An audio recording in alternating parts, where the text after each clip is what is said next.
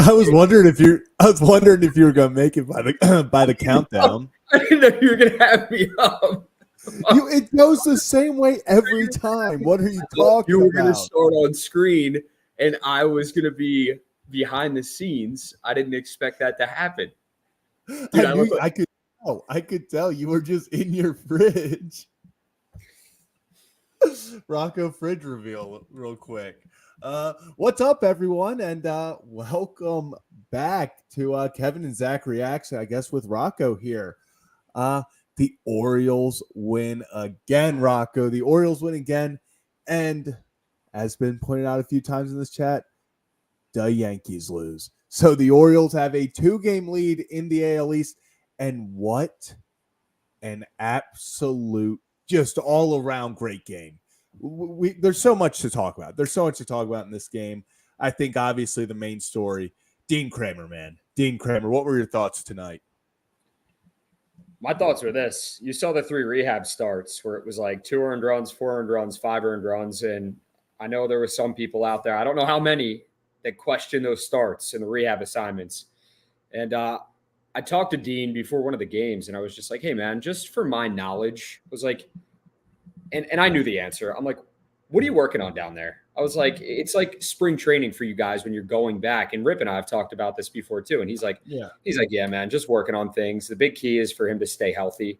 And for every pitcher that goes back down after a rehab assignment, they want to get their innings in and they want to get healthy. Now, the 5 earned runs that Dean, it was 4 or 5 earned runs to the Lehigh Valley Iron Pigs. That wasn't ideal because I don't think he reached his pitch count for that game. That was the only downside. Yeah. So that was the downside. But look what the guy does when he comes back. First major league start since, comes back up off the IL, off that tricep strain, and he absolutely shoves. 5 innings, no earned, 8 strikeouts. He was out there dealing, and that is a Dean Kremer that we like to see out there on the mound each and every start. If he can bring that to this rotation going forward, the Orioles are in a really good spot. Yeah, I mean, I'm not sure what happened this year. I mean, but does it even – we've seen it before the injury. Dean Kremer feels like he's a strikeout pitcher right now. I mean, 8 Ks in 5 innings. I'm also sending Kevin this link, so if you are. Yeah, Joe, we get it. It's not Kevin. I know. I'm much uglier. Thanks. Yeah. Well, I have the second one too. Spirit Bomb, you're right as well. But talking about Dean Kremer, he threw, not only did it look like, Dean Kremer was going out there getting outs, doing well against a poor lineup. There were some disgusting pitches in there. I mean, some of the strikeouts he got on, you saw the one all over pitching ninja, the splitter. Mm-hmm. Disgusting. Absolutely disgusting. Dino was absolutely feeling himself tonight, and you could tell he had a swagger out on the mound, and really it felt like everyone kind of had that swagger, just kept carrying over. If Cionel Perez strikes you out to end an inning, it doesn't matter if the Orioles are in a 1-run game with the bases loaded, or if he's up 50 with no men on, that man is going to jump up and down and get hyped. I absolutely love it. And look who it is. Look who it is. We ready to come on? Can we get a thumbs up? We ready? Yeah. Here he comes. Kevin Ostriker. How are we feeling, Kevin? Man, feeling good. This is hotel living right now. Actually, I need to see am I on the right mic. You're good. Sounds good. I am. Your phone? Yeah. Well, my computer, I am on the hotel Wi-Fi, and my episode of Locked On Ravens, I texted you this. Instead of it taking 2 minutes, it's gonna take like 45. So my computer is hard at work doing that, and now I'm on my phone. Welcome to my hours, everybody. How does it feel? How does it feel to be up? This is 1:08 a.m. on a Thursday. Happy July 4th, obviously, but happy 4th of July. You're living my life right now. How does it feel? Is everybody having a good time? I know this is just Kevin's usually I might have like a snack around this time, if I'm being honest. We're getting into dinner time. Still got a long way to go. So yeah, Kevin's like starting to get to the point where he's like, man, in a few hours, I might have to call it. I might have to God, get sleepy in a few hours. I know. But- So yes, we are in the we're in the hotel lobby in a little corner. That will have something to do with my prop. Whenever we'll do it later. I have two actually. We'll do one now, one later. Don't get kicked out, Look, Kevin. I didn't bring anything with me for like prop wise, so I decided to show the hotel soap. Because the Orioles have cleaned up the bad vibes from that 5-game losing streak. Look I at love that. it, Kevin. I love it. Should we do a soap unboxing quickly? Kevin, I think you should Yes. eat the soap. All right. Shut up, bro. There is a line, and we're not. $50, and Kevin No, eats the come on. soap. I'm Get some not- I'm donations in here. Kevin eats the I'm- soap. No, I am not that shameless. Here we go. Ooh, that actually looks just like the soap that I just got in the hotel last Yeah, weekend. it Michael smells nice. Yeah, it doesn't say what flavor it is, but Scent yeah. Or yeah, sorry, scent. flavor. He's all thinking about eating it. Eat the soap, No. Kev. No, I'm not eating the soap. There is a line, guys. There is a line. There is the line. Kevin will not be eating the soap. Yeah, but Kevin, I feel like we've been so hyped up talking about Dean Kremer and his incredible start. We've kind of ignored the other kind of star of tonight, Ryan O'Hearn. 2 RBI double, and then he also gets the home run. Turn and burn O'Hearn.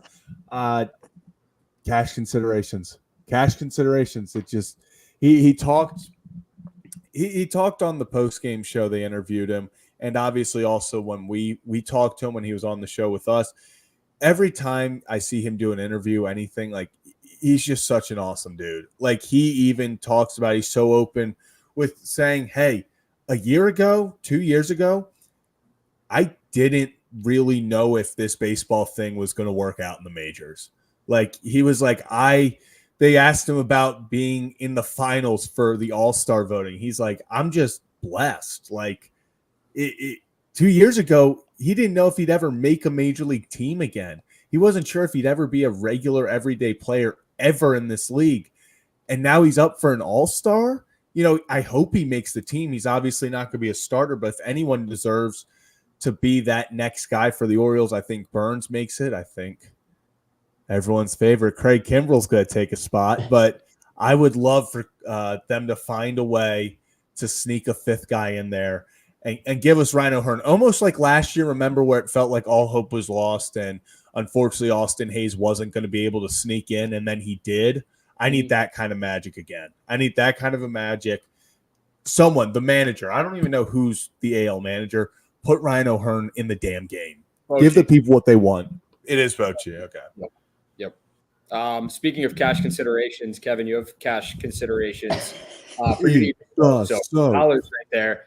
That's like, all right. How much would it take for you to like take a bite out of a bar of soap? Dude, do you know the health risks of taking a bite out of a bar of soap? Kevin, I did the one chip challenge, and so did Zach. So Okay, I'm gonna ask you again. Do you know the health risks of eating a bar of soap? I'll look it up. I will say, Here, let me look it up in incognito mode because you're gonna think I'm whoever's watching my internet is gonna think I'm crazy for eating it or for looking this up.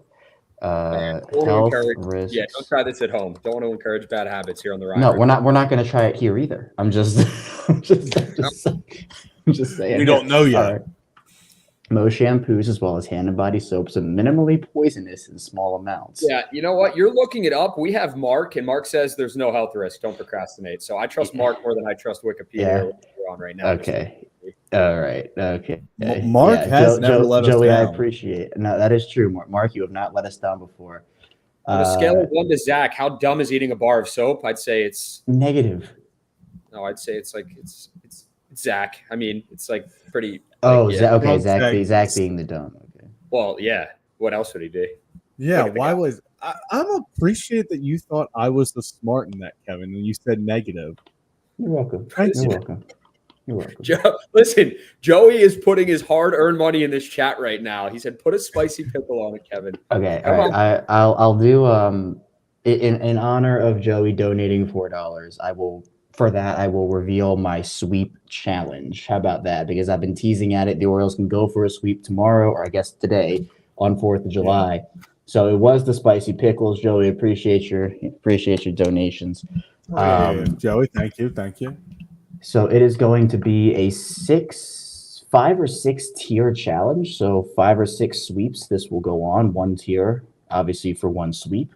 Spicy ramen is what it is going to be. So there are 6 or 7 tiers of spicy ramen. Obviously, if the Orioles sweep tomorrow, we'll go tier 1. I don't have the ramen with me, so I will do it when I get back.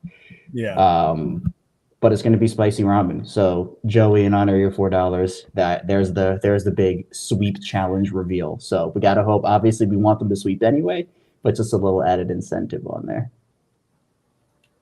I fucking love it, Kevin. I fucking love it.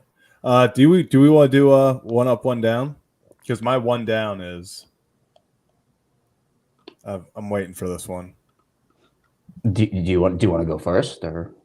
I'm just. Are we in the mood for 1 up, 1 down? Yeah, let's do it. We vibing with that. Mm-hmm. All right. Yeah, let's go. So 1 up, 1 down. My 1 up. We've already talked about so many guys. I'll take the low hanging fruit, Ryan O'Hearn, just because I love his story, everything about it. And then Joey, you guessed it. 1 down's Gunner. I think he struck out like at one point, it's like 9 of his last 11 at bats. Yeah, it's been rough. I mean, talk about a guy hitting a rough streak right now. Same with Adley. Adley and Gunner absolutely just stinking it up right now. And you know what's weird is I kind of love it. If you're the 2 guys that you have starting the All-Star game are both having rough slumps at the same time, and you've taken, 6 of your last 7? Yep.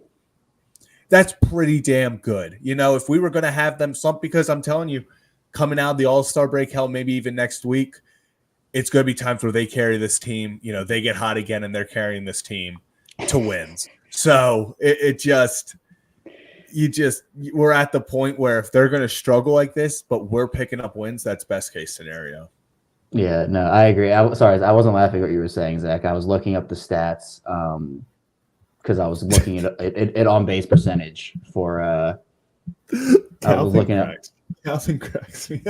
I'm not looking at it. I'll look after, but yeah. Well, even like on base percentage, Gunner's second on the team. Heston is first, obviously, but I don't know if we really want to count Heston based off the sample size right now. Yeah. But you want to know who's actually first in on base percentage for the Orioles? If you want to go to ESPN and look it up right now. Don't tell me. Is it Westberg? No. What was it? Throw sample size out. What was it? Any player. Which player leads the Orioles in on base percentage? Wait. So you're saying don't count sample size? So like it can be any sample size. Anybody. Do not count sample size. Oh, I thought you were saying like it had to be qualified. No. Who leads the? I'm assuming this is someone obscure. Is it like Ramon Arias? Nope. That's what I was thinking. I was like, "There's no way it's fucking Ramon Arias." But Rocco, any guesses, or have you looked it up? Any sample size? Any sample size. I want to go with like. Oh, is it Mountcastle? Nope. Is it Heston? No. Well, Heston is 2. All right, should I say who 1 is? Is it Santander? No. O'Hearn? Yeah, just like we've said. Oh. Does it help if I tell you does it help if I tell you he's not on the team anymore? Is it Ryan McKenna? Yep.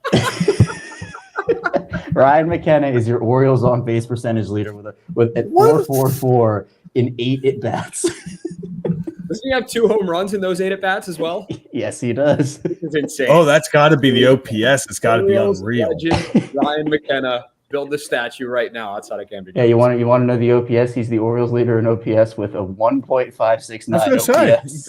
I'm sure. Now, next is Gunner at .972, so still very impressive. But Ryan McKenna is your Orioles MVP based off of these stats. Oh, Ryan McKenna. Shout out, Mac. Unreal. All right, who we Rocco? One up, one down. Yeah, what do you got? Can I start with my one down right now? Yeah, sure. Go If for you it. just want to focus on, half glass I'm going to focus or on the half bad. glass I'm going to full. focus on the bad, and then I'm going to focus on the good. So my one down right now is going to be Cedric Mullins, because right now, like we want Cedric Mullins to be in Cedric Mullins mode, and we've seen not those small sample sizes. We've seen big sample sizes over the years, and we've seen decent sample size this season. He's had his ups, he's had his downs, he's had a roller coaster kind of a season. But right now, it's kind of a downwards trend where he is 1 for 13 in his last 4 games. So for the Orioles, they're winning games right now, but they're going to need to rely on Cedric Mullins in the later months of the season. They love his defense. They love what he can do in the field, but his bat is what is one of the greater parts of his. It has been over the course of his career. And when it's hot, it's hot. But when it's not, it's not. They need Cedric Mullins, his bat, to heat back up and for him to catch some fire, not only going into the All-Star break, but coming out of the All-Star break as well. Yeah, and I will say before that, he's 1 for his last 13, you said? Yeah. Before that, he was 5 of his last 7. So it has kind of been, like you point out, it's been one of those things with Cedric where it's really hot or it's really not. Like he is either going out there and he's going 3 for 4, 2 for 3, or he's putting offers up. It doesn't really seem to be those 1 for 4 days where he makes little impacts. It's really an all or nothing right now. I see a lot of people saying Hayes in here too as well. Yeah, Hayes has been – I mean, I can't – it's hard to hate on Hayes because, one, we know he's dealing with that knee injury right now. So he's not 100%. He's there because he's a right-handed bat who, when is hot, we've seen him when he gets consistent playing time, can put this team offensively, can carry them at times. He's not getting consistent at bats right now, and it's showing because in his little opportunities, he's just – That is what I like. That is absolutely true. At least he's not a miserable mess at the plate, still getting solid contact. I agree. But that's like the thing with Cedric. When he's on though, when he has it figured out, like it's unbelievable watching him at the plate. He's such a fun baseball player to watch. So obviously, baseball players are going to go through their ups and downs. Like you're not going to be get 2 hits or even a hit every single game, but I don't want to see Cedric Mullins kind of hit a downward spiral. I don't think he is, but that's the last thing I want to see for him because he's over the course of like the last 15 games. I mean, since that slump, really, he's turned it around. So I want to see him continue to bring that back up to the level he's capable of playing at. Yeah. Did you give your up yet? I did not. Who was your up? Zach? I took hanging fruit. I said O'Hearn. I mean, if you want to do O'Hearn, you can. No, I'm not going to steal yours. My up is going to be Craig Kimbrel because with his – I'm sorry, Kevin. Hey, do not take the Lord's name in vain on this show. What? Sorry, happy 4th of July. Happy 4th of July. I was going to say on the 4th, on the 7th. Put that soap in your mouth after that, Kevin. Dang, nabbit, Rocco. Dang, nabbit. Gosh darn it. So Kimbrel, he moves into 4th all time, passing Francisco Rodriguez with his 438th career save, I believe. So number 4 all time. He's had 5 straight saves in 5 straight outings. Not only that, he's only given up 1 earned run since May 10th. The guy's been spectacular. On the season, he's tied for 4th in saves. He's in elite company right now in that category. So shout out to Craig Kimbrel. I mean, going out there doing his thing. And you know what? When this guy got signed, there were question marks. Is this going to be the Craig Kimbrel that the Phillies just got over booing out of their stadium towards the end of the season? I think we've seen a Craig Kimbrel with a resurgence. And, I hear it all the time, and I've seen it on Twitter. It's like, just wait. Okay, we're waiting right now. And Craig Kimbrel has been pretty damn good this season, aside from that slump he went through. And that was a small sample size we talk about. But for the most part, this guy has been on. He shut the door in late game situations. He had back-to-back 1-run saves in that span. He's been really, really good for the O's. So listen, I don't know what the rest of the season is going to bring for Craig Kimbrel, but Birdland, I'll say this: enjoy it while you can. You're watching a Hall of Famer close out games for your ball club, and he's been great up to this point in the season. I mean, what else can you say about him? All right, so that's what I kind of want to talk about real fast. We'll get to your one up, one down in a sec, Kevin. This whole Mike Elias has to prove himself. Mike Elias has to prove that he wants to go all in. Mike Elias didn't do anything. I love when people say Elias didn't do anything this offseason except for add Kimbrel and Corbin. You mean Mike Elias had a 101-win team and added a Hall of Fame closer and the best pitcher in all of baseball? People gave up. People said that Corbin wasn't worth it at first. He gave up a few runs. People were saying Craig Kimbrel sucked. I mean, I understand he gets the heart rate going. I'm not going to tell you that. I'm not going to say it's always pretty with Craig Kimbrel, but he's gotten the job done. If you look at his stats, Ryan has talked about 100 times over the past week. If you look at his stats, Craig Kimbrel's stats, compare them to every other closer in the league, you're going to figure out pretty quickly that grass ain't always greener on the other side. Agreed. Yeah. Preach. Mic drop. Preach. Mic drop. Continue, Kevin. Kevin, one up, one down. Yeah, can my one down be the Mariners offense? Is that? Yes, actually, no, without a doubt. Without a doubt. That is very valid. Mine is gonna. Well, I was gonna also say Hayes a little bit, but Hayes is just. The Orioles have so many outfield options. I think Hayes is the odd man out, and I think it's going to continue to be Hayes as long as these guys are performing the way that they are. When you talk about Heston and Mullins, hopefully getting. But I mean, he's obviously much more on track than he was earlier, but getting back on track, and then Cowser and Tony, obviously, I think it's going to be Hayes. So he's playing June 25th, then June 30th, and then July 3rd. It's 3-4 days in between games for him, and that could be tough. But didn't really have a great game here, and it's not. This Mariners offense is just. Their pitching staff is so good, and their offense is just so bad right now. Julio Rodriguez just can't find anything. The fans are starting to turn. I mean, I would expect them to be players at the deadline in terms of I know. I got some marinade for the chicken that I'm about to make at 2 a.m. in the morning. This is my witching hour at the time I cook. So yeah, wow. Hidden Valley Ranch does sound good right now. Maybe I need that on some pizza. Yeah, diet starts never. Yeah, so that my one down is probably the Mariners offense, and then my one up, since Rocco stole Craig Kimbrel from me. Give it to Dean. Yeah, he deserves to be all right, fine. I mean, I took the low hanging.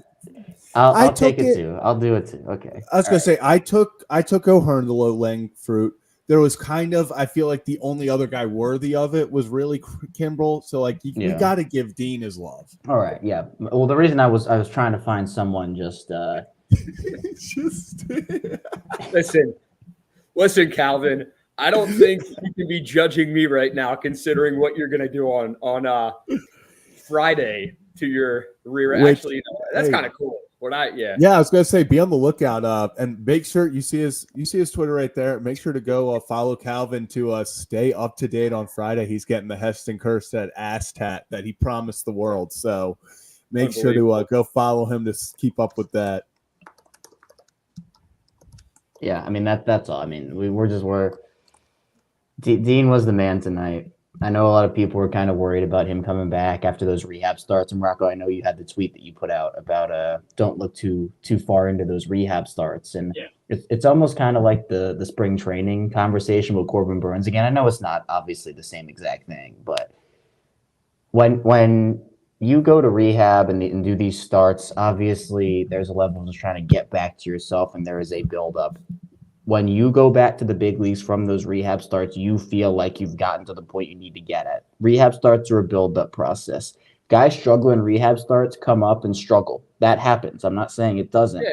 But in some cases as well, these guys are just trying to find their stuff again, get back to a point. Dean hasn't pitched in a while, so in a live game setting. So you can talk about bullpens, you can talk about just side throwing sessions, but rehab starts for different players can have different meanings. So I'm not one to put all my stock in a rehab start. So I pay attention to them, right? I pay attention to them, but at the end of the day, I'm not going to say a guy's going to struggle off of rehab starts just because he struggled in them. You know, I think we got to give guys some grace. Well, much like we did with Corbin Burns during spring training when you're trying to experiment and find stuff. And then he comes in after struggling in spring training, and look where we are now with him. Yeah, he sucked. He sucked. Did you not watch, Kevin? Corbin Burns has been horrible. Yeah, he's been the worst pitcher in the league, just as we all suspected after that horrific spring training. Yeah. He's only going to start the All-Star game and lead Cy Young voting, okay? Trash. What can I say? You're right. Were you going to say something, Rocco? No, I was just saying, like, I mean, when you look at that, it's like these guys are working on two things. They're working on getting up to their pitch count because you're progressively working up. And I mean, it's like when you see guys rehab from Tommy John surgery. I know it's not the same thing in the same program, but getting yourself back. That's why you see guys like literally start over. They're starting with casual throwing, and then they start from they move back and move back and move back and move back until eventually they're upping their velocity. They're throwing a little bit harder. For guys going through rehab assignments, they're working on getting up to their pitch count. And the main thing is coming out of it healthy. You want to feel better than you did the day before.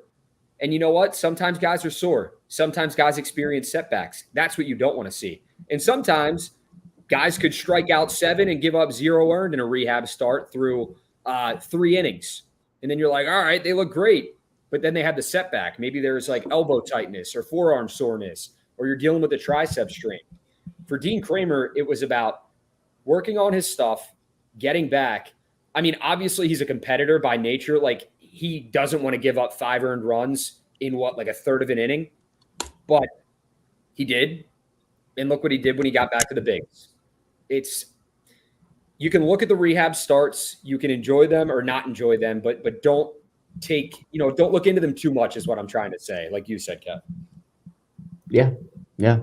And I think that's been a consistent theme. Obviously, it's not the only theme, but it's just different for everybody. And we know that when Dean is healthy, he's going to be a huge part of the rotation.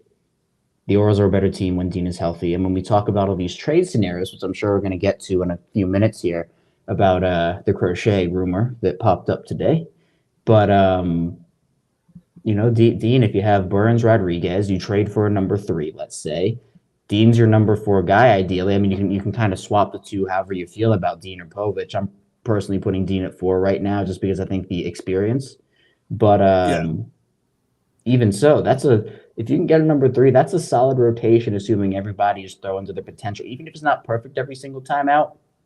We know that Cole Irvin is now back in the bullpen. I know, Zach, we kind of talked about that a bit yesterday with Dean coming back. We kind of thought it was going to be Cole going to the bullpen. Mm-hmm. But if you get a number 3, again, Suarez can go to the bullpen too, and that's your bullpen help. So I think that, look, they still need pitching. We all agree they need pitching. But if they get that pitching and guys can pitch up to their potential, which, again, it's give and take. It's not going to happen every time. But this rotation this season has been more consistent than I think we've seen in years from an Orioles rotation. So second half of the season is going to be big. But, we'll see what happens. Dean was awesome tonight.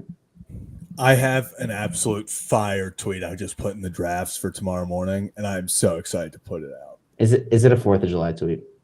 No, it's a Corbin Burns tweet. It's is about spring training. No, it's a hydrogen bomb versus coughing baby. I'm saying Corbin Burns in his first start since having twins versus Seattle Mariners offense. Oh my God! He might throw a perfect game. He might throw a perfect game tomorrow. That bump is real. That bump is real. But here's the thing. I know, unfortunately, I'm going to put out this banger tweet. It's going to do well, and then he's going to get shelled. And, maybe I get just absolutely ratioed. To be determined. That's a very good possibility. I was gassing you up when I was on the call with Michael Marcantonini in Aberdeen. I was like, you need to, someone needs to do a scientific experiment on what goes through your head at any given time. Because, like, answer me this, Zach. I think the people need to know, how many drafts do you currently have saved in your account right now? And how many of them will not be used until, like, 90%. I would say 50%, 70% of these will never be used. But okay, how many do you have right now?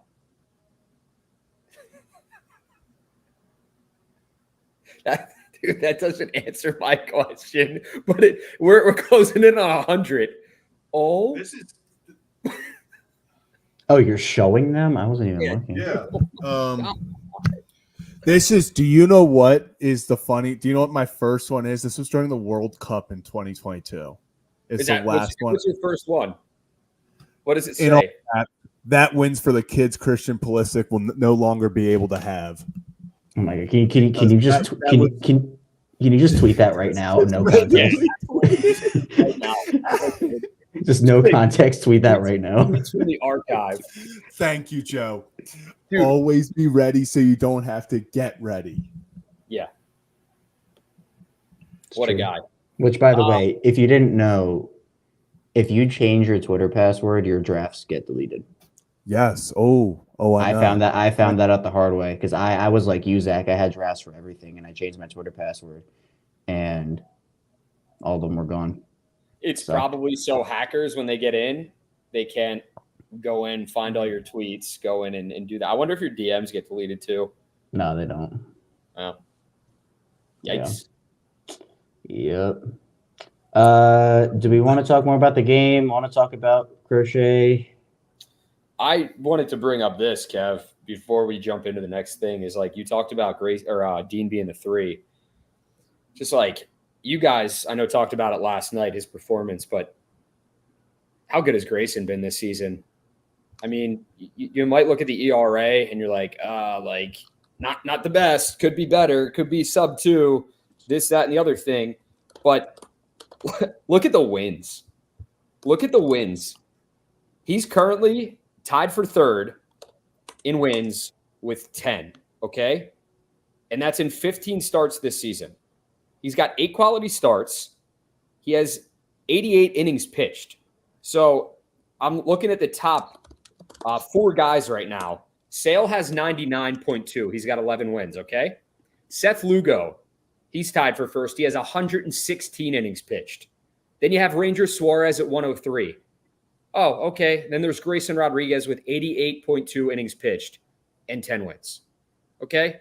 So, like I said, you look at the ERA and it's a 3.45, and it's the highest out of all 4 of those guys right there. You got 2.27, 2.17, 2.71, and then Grayson. But, like, this is a guy that he talked about it in spring training, the year 2 jump. We've seen so much more maturity from Grayson. I think in certain starts, you see the one in Houston and you're like, okay, that's not Grayson-esque. But before, he would have been in his own head. He would have been screaming into his glove for like 3 more starts. And it's the maturity factor as well. Like, there were a lot of frustrations during his rookie season, and you could see them. They were evident because there were certain starts where he's like, he knew that isn't the pitcher that he is. This is the Grayson Rodriguez that Orioles fans know they drafted. The Orioles fans know they're going to get to see in the future. And the one that could be an ace on a lot of other ball clubs in Major League Baseball. He is super talented. And I mean, you guys are lucky to have him. You guys. I'm just saying Birdland in general. All right. I got to be an unbiased analyst. Thank you. I appreciate that you're happy we have him. Thank you. I'm happy we have him too. I just thought maybe like as a Baltimore reporter, you'd be like, I'm happy we have him. Oh, Rocco. This fan base, sorry. I will never divorce Birdland. It was I had all my Philly fan friends in town for the Phillies O's game. Oh, and I remember. They were getting mad at me because I was like actively like when something happened, I was like, it's like, there he is. It's good stuff. They were like, That's like, how you "No, cheer? man." What? That's how you cheer? No. There it I is. was being There it is. very, very neutral. Very neutral. God, if your He favorite did sports team does he did something, wear a Rocco, red shirt you just though. He did wear a red shirt though. wow. Can Yeah, you I know. imagine your You're favorite right. your favorite team wins the World So Series? true. Your I'm favorite just gonna team, dig myself a hole and just lay in it right now. How about that? yeah, your favorite team wins the World Yeah. Series, and you just see Rocco going, there it is, Heck yeah, there it is, There it is. there he is. Listen, good for you guys, man. There it is. Orioles are gonna win it on. Rocco's just gonna say happy for everyone. I'm just That's gonna sweet. be like Rob Lowe with the MLB hat on, the NFL hat on. I'm just gonna have an MLB hat on. Oh, He's just a big fan of the program. Big fan of Just you guys. Just a fan of the program. But yeah, no, it's back to your regularly scheduled program. Grayson's been on, and like the fact that he's 24 years old right now. Mm-hmm. Yeah, he's got a bright career, bright future ahead. So impressive stuff on the mound this season, especially. And I'm pumped to see how bright his future is going to be, because like I said, if you go into a postseason series right now and you have a Corbin Burns starting the first game, okay, Grayson Rodriguez starting the second game, and then you have insert pitcher's name here starting the third game, and then, okay, you got Dean starting the fourth, you're in good shape in the postseason. You're looking at this rotation. There's experience there. They just went to the postseason last year. Rather than last year, you had Kyle Bradish and Grayson taking the mound. Those are guys that had never started a postseason games, in their careers. And it was like, I mean, you see it, dude. You see the experience. You see the veterans come in. You saw what happened with the Rangers pitching staff, and hopefully the Orioles can continue to build, add an arm at the deadline. Ryan, I mean, we talked about it today. They're absolutely going to be buyers, and if they're not, it's a loss. So we'll see what they do. We'll see who they go after. Yeah, this is Rocco after his favorite team wins the World Series. Heck yeah. Heck yeah. Heck yeah.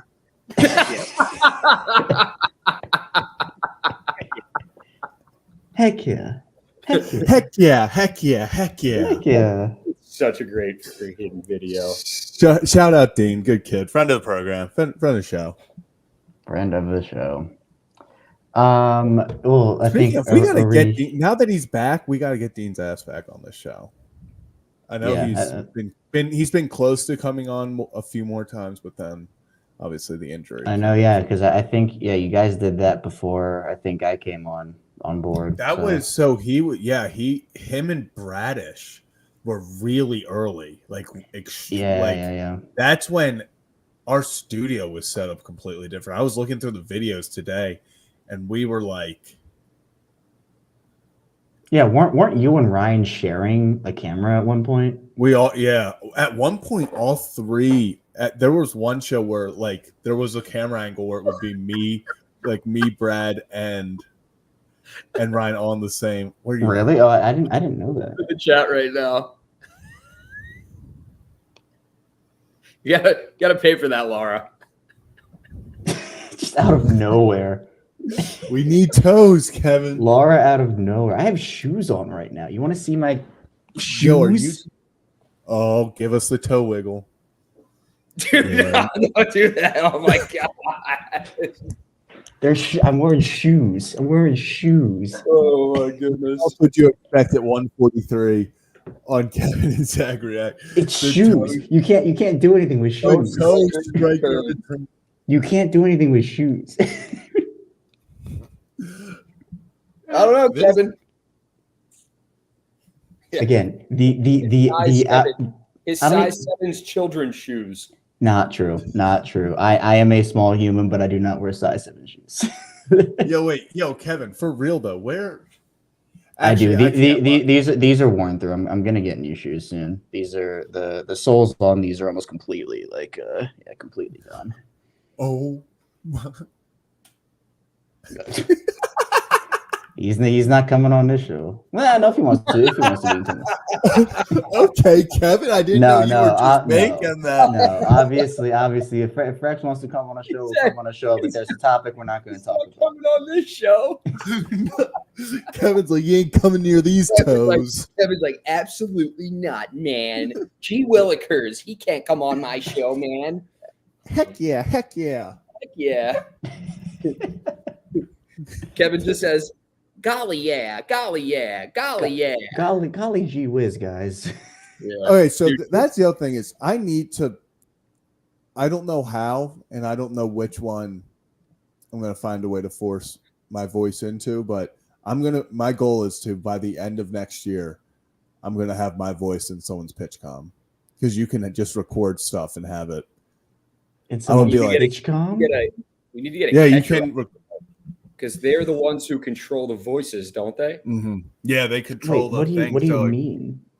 Oh, so yeah, I guess you weren't. So with the pitch comm, Dean was explaining to us how it all works, and like that's the whole heck yeah thing. Was one of the buttons. It didn't actually say heck yeah; it says fuck yeah. But he was being clean Dean about it. So they'll have a button that like after a strikeout or something, it just says like fuck yeah, and the catcher will just start hitting it a bunch, and that's why he's like heck yeah, heck yeah, heck yeah, and it'll say that. But you can have it say anything. They obviously use it for like slider, fastball, but like I want to like have all of them be super like dead serious, and then I pick a random one and I say it's super funny. Yours should be for a closer, and after the final out, you'd be like, play the song, play the song. Yeah. Play the song. Play the damn song. Play the damn song. Play the song. Oh, that's so facts, Rocco. Damn, I hate that. That was a good idea. You love when I'm right.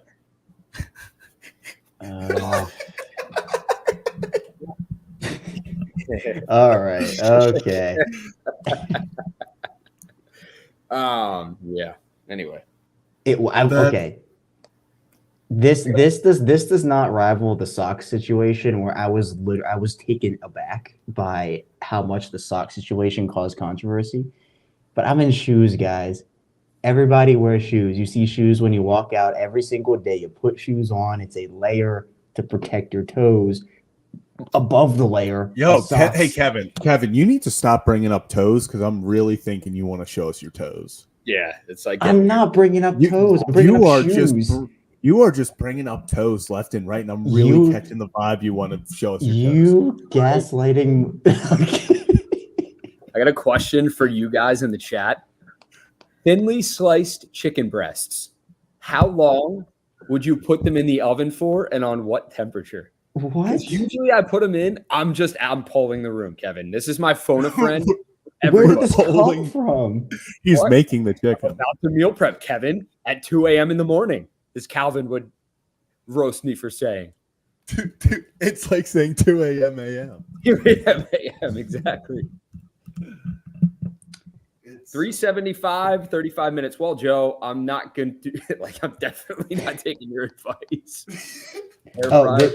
This is like when I was Tori, appreciate you. No, this is like when I was trying to heat up that pizza, Zach. Do you remember I was trying to heat up that pizza? And I was like, oh, they said I could do it at 700 for like 2 minutes. And you were like, do you have a brick oven? Yeah, I was like, 12 minutes smothered in Hidden Valley Ranch. Smooth in it. Oh my God. Unbelievable. Dude, who are you going to trust? Who in this chat are you going to trust? I don't know. Amanda said I agree. I agree with Zach Rocco. You have to pick one comment to trust and do it. 375 at 40 minutes seems like overkill, but could be. I'm not going to lie. Rolling with Rock 400. That sounds all right. I'm seeing a lot of. I feel like the average we're sitting at is a 375 to 400 in the 20 to 25 minute range. I think you start 400 20 minutes and maybe go more if needed. 400 for 20 minutes. I think I'm going to do. I think that's what I'm going to go. That's literally what I just said. That's literally what I just said. Oh, are you going to do it? Are you going to do it? Do what? Put it in for that long. Yeah. All right. Okay. Go. All right. Go. Joey just looked it up. He's got you. 540 an hour. Dude, do you know how electric that content would be if we just see smoke starting to rise in Rocco's background? Yeah, Rocco, we need you to make this promise now. If you cause a house fire, you have to like content like wherever you're running to get the chaos. You have to take the camera. All right, that I actually believe too. What if there's chaos? Yes. If you I mean, blow up your house. It's right here. Like, yeah, but like if you run to get like a fire extinguisher, like take us do with you have like an apron you can wear for this? no. Yeah, that I would know you do. I know you do. You just don't so want to wear have it. an I apron. know you do. I don't know, honestly. 375 for 15 to 20. That actually sounds legit too. I think I'm gonna go. What I'm gonna do? 385 for. Let's go like 17 minutes. Did we not just all come up with a plan that we all agreed on, and then he just completely? Well, no. What happened was he found two comments he trusted, so he decided to just go. That's in my head right there, and I overthink everything. So, yeah. Wait, so it's thinly sliced? Yeah, they're thinly sliced. Show us this freaking chicken, bro. All right, well, I got to take it out of the fridge first. They're marinating. Let's talk more O's so we don't bore people to death with my. Dude, I'm telling You're the one who brought this up. Rocco, there are 95 people watching this at 1:50 in the morning. There are. I can't see the numbers on my phone. That's shout out to you guys. Which, by the way, this is Kevin and Zach Reacts. For those who don't know, we're actually going to start a new channel for this over on the Ryan Ripken Show Media Empire. So I think we're going to get that up and running soon, eventually. So we're going to get that. Be sure to subscribe over there. But also, of course, be sure to subscribe over here. The Ryan Ripken Show goes live Monday and Thursday. I don't know if we're doing a show tomorrow or today. I don't think we are we? No, we're not. We're not. Okay, so no 4th of July show. We'll be back in the saddle on Monday. Yeah. If you want, there will be content will be released though throughout tomorrow. So yes, kind of some exclusive content that has not been released yet. Mostly from old conversations we've had with guys, the Tristan McKenzie's, way back to some EDC comments, Mike Elias comments. So all those interviews. We're just going to be. We have a few things we're going to get out so that we can still deliver some content for you guys. And obviously, after tomorrow's game, we will be back here. So, yes, I'll be back in my corner. I guess. Do we want to? All right, we're probably past the game at this point. Do we want to talk about the crochet thing? Hold on. What do you mean? Hold on. What are you doing? I got to show you the chicken. Didn't you just say we need to talk O's to get off your chicken? Yeah. No, get it on. There you go. Oh, that is pretty thin. Rocco, slap it on your forehead and try to eat it without using your hands. I'm not going to do that, Kevin. I'm not. No, that's a you thing. You slap yourself in the face with things. And I don't do that. Okay. Are you done? Are you done? That is the goal, Amanda. That is the goal. You know what? Amanda. That's a good point. That's what makes it content. That's what makes it content. Whether you are or Zach is or anybody. That will be the content in itself. Is what more off the rails things can the Ryan Ripken Show talk about after what hopefully will be an Oreo sweep? Hopefully this chicken's good for tomorrow. Okay. All right. Garrett Crochet. John Heyman ended up. The last. God.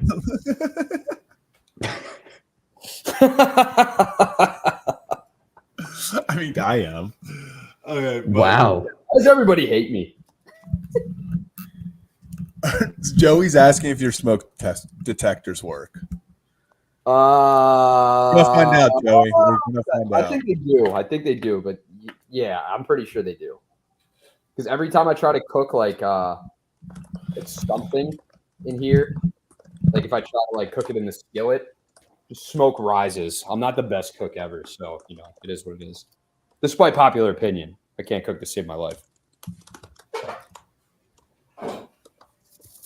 Okay. John Heyman, Garrett Crochet said the Orioles have made calls about Garrett Crochet to the White Sox. I'm not going to say I'm necessarily surprised with that report, guys, but to have some substance behind it now, depending on how substantive you believe that report is, hot stove is turning. Still got a little ways to go, but I know we've talked about Crochet on this show. Ryan obviously did the breakdown of him, so if you haven't checked that out yet, he's another part of our trade deadline potentials guy series for the Orioles. Zach, how does it feel to actually have substance behind the Crochet stuff right now for the Orioles? Is substance? Well, Like to have this, I guess. Yeah. I don't. It doesn't move the needle at all for me. You mean the the substance or the acquisition if it happens? The substance of it. Like Okay, I gotcha. think in the way of, I'll get into if they do acquire him, but just I don't think this means, oh, the Orioles are all in on Crochet. Oh, the Orioles want Crochet. The Orioles are going to go get Crochet. I think it means Mike Elias, being a damn good general manager, said, hey, Garrett Crochet is apparently available. Let me call to see what they want. And this phone call could have literally been, hey, what do you want from Crochet? Jackson Holiday. Click, hang up. Like, we don't know the extent of this. This could have been a 45-minute. They exchanged names for 45 minutes. They got really close, and they're going to go test the markets. Or it could have been, hey, are you shopping Crochet? Yeah, we are. All right, we'll talk soon. All right, I'll see you, Mike. Like, I'm not going to get too caught up in the, they have asked about him, because it's like they should be asking about him. It'd be stupid if they weren't. But now let's get to if it were to happen. I don't. You know how I feel, Kevin. I know how you feel. Garrett Crochet scares me. He's at 101 innings pitched right now. His career high was in 2022, not even last year, in which he pitched 54 innings. How many innings did he pitch last year? 12. Why is that? Because he was injured. He's had an injury history. He is now almost double his innings from 2 years ago, his career high, and we are on July 4th. It scares me. It scares the crap out of me, guys. I just really, if you're going to get him, you have to use him in the bullpen for the second half. You have to use him in the bullpen. There's no way I would put so much money on this. There's no way his arm can physically hold up to 200 innings. Like that, I truly, he wasn't even really supposed to be a starter until this season. He was announced as the White Sox opening day starter, and people in Chicago laughed because they were like, we're making Garrett Crochet a reliever, our starter on opening day. And now he's having this big, massive, I don't want to say like coming. I'm trying to find the right word. I call it an outlier. Yeah, but I don't want to call it that, because he's always had that potential. Like, he was a guy who was supposed to be that, but This was the first time in 3 years we're seeing that, and the other years have been injury riddled. They've had some tough times. He has not been able to necessarily go many innings in a season. It just really scares me. I would feel so much more comfortable with him out of the bullpen. Long term, obviously, it'd be really nice to say that you have Garrett Crochet and Grayson locked down for the next 3 years, especially if you can add Corbin Burns back, and then you have those three as your 1 through 3. You add Kyle Bradish eventually to that. Like, then yes, like the future aspect of it is so exciting. But it would suck that if your massive trade deadline acquisition can't. Acquisition.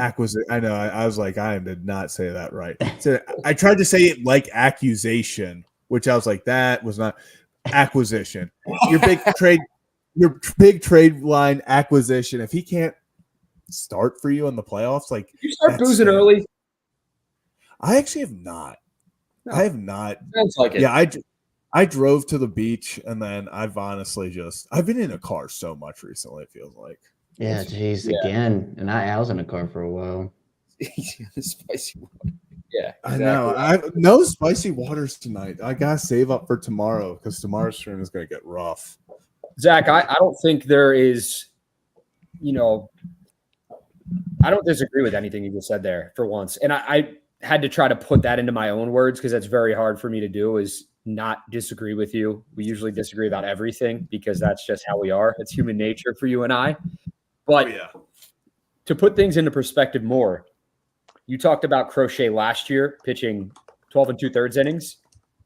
Okay, his last 3 seasons combined, 3 seasons since he's been, this is his 4th, 101 1/3 innings is like the total of what he's done this season is more than what he's done in his 3 previous seasons in Major League Baseball combined. Okay, so you talk about the innings, all right? He's gone 6 innings in 2020 in 5 games, okay? 54 games in 2021. He went 54 1/3 innings. 2023, 12.2. And you talked about the injuries, okay? To put things into perspective more, the O's went out before the season began and they traded a reliever in DL Hall and one of their top young guys in Joey Ortiz to the Brewers, okay, for Corbin Burns, who had won a Cy Young before. He's a proven ace, but he's on an expiring contract, okay? If you're going to go out and get Garrett Crochet at the deadline, the White Sox are going to want a lot for this guy. Mike Elias ain't going to overpay. I'll tell you that. I don't expect him to. I don't think he will. But I'm just wondering what it would take to get Garrett Crochet. But then you look at the Burns trade, and you're like, we shouldn't be giving up more than we did for him, regardless of the expiring contract. The goal is to keep him here in Baltimore. Yes, he might test free agency at the end of the season when it's all said and done because he's a Boris guy. But if they can keep him here, that's a huge win. And it's like, okay, that's what we gave up to get him and to keep him here. We're fine with that. But Crochet, it's like, who are you going to give up? Okay, like what is it going to take to get a guy like that? A guy that doesn't have necessarily a proven track record at being a super talented starting pitcher before the season. And then you talk about the innings. And that's not to say that Garrett Crochet can't come over here and absolutely shove. But there should be some concerns. There should be people that are like, okay, like what, it's just not – if they trade for Garrett Crochet, there's a chance it might not work out. There's a chance it's one of the greatest trades in Orioles history. Who knows? I'm not going to say that, but like, you know what I'm saying. It's like there's a chance it goes this way. There's a chance it goes that way. But right now, there are so many what ifs it seems, and I'm thinking to myself like, what are the Orioles actually going to give up? Because the last thing you want to see them do is overpay. Yeah, I don't know if you guys feel this way. I feel like this deadline can go one of 2 ways in terms of packages, and obviously we've seen both of these ways happen before. Where obviously there are a lot of teams that need pitching. Every team always wants pitching. Pitching is a luxury and a premium in the major leagues. So either every team wants these pitchers, and even though they're not top of the line number 1 starters, bidding wars happen during the trade deadline, which is why my point of deals during the trade deadline are much more expensive asset-wise in terms of that versus in the offseason. Because everybody's gunning for one guy or multiple guys, but there is a set deadline. If you don't give the team what they want, they'll either say that's not enough for us and you're not going to get your pitching help, or they're going to send them to somebody else. So that could drive up the price. The other thing that could happen is that since these guys are not top of the line, the actual prospects that it's going to take to get these types of players, could it be less than people are anticipating? We're talking about untouchables and Heston Kjerstad and Basayo and Kobe Mayo and obviously Jackson is like untouchable guys and Povich and McDermott and everybody. But chicken's going in. Okay. Thanks. Would it be like, maybe that's not the asking price that it ends up being at the end of the deadline, where maybe they're asking for those guys now. Maybe that was the conversation. But then when we get to the deadline, maybe since there is concern about Crochet in the innings, since there's some uncertainty about some of the other number 3s, does that mean for a team like the Orioles, even though you can go prospect for prospect with anybody, is that price not going to be as steep as people are anticipating because there is not a Corbin Burns on the market right now? It is more so anywhere from low-end number 2 to high-end number 4 starters instead of high-end number 1 guys, which, again, would demand those top prospects.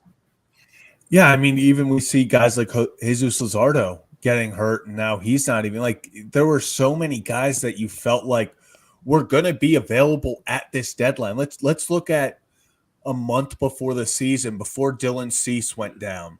or got traded. Sorry, before Dylan Cease got traded, before Shane Bieber went down, before the Cleveland Guardians kind of took off this year, and obviously are a front runner, in the AL Central, third best record in the American League. They were looking like people were saying they're going to sell Bieber. So it was like, okay, is Bieber going to be there? All of a sudden you have Cease and Bieber at the deadline. You're like, oh, okay. Before the Orioles obviously traded for Burns was out there. Jesus Luzardo. So it was like over the offseason, it looked like there were going to be so many pitchers that it was just going to be heaven. And then two of them, Cease and Burns, obviously get dealt over the offseason. And then the Luzardos get hurt. You see Bieber go down. All of a sudden, you're like Garrett Crochet, who was a reliever last year, is dealing with injuries in his career. He kind of just goes on this insane run, and it's like, oh, he's the prize now. And that's why it feels like such a weird year where I don't want it to go look back in 10 years and be like, oh, that's the year the Orioles fell for the trap.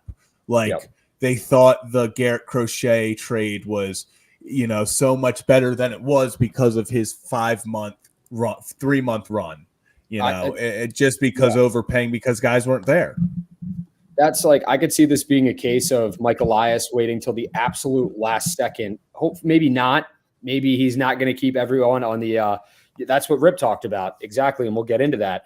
But I could see him waiting because of, you look at the injuries, and the Orioles have dealt with three, including Wells, 3 elbow injuries this year to their starting rotation.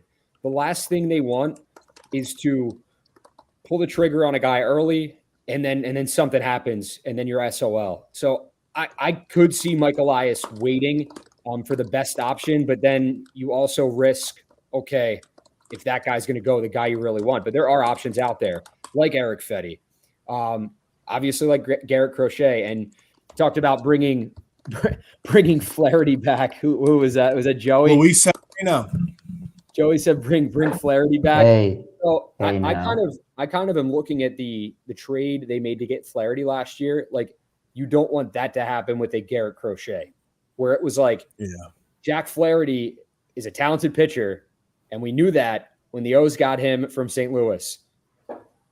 And he was established as well, more established than Crochet.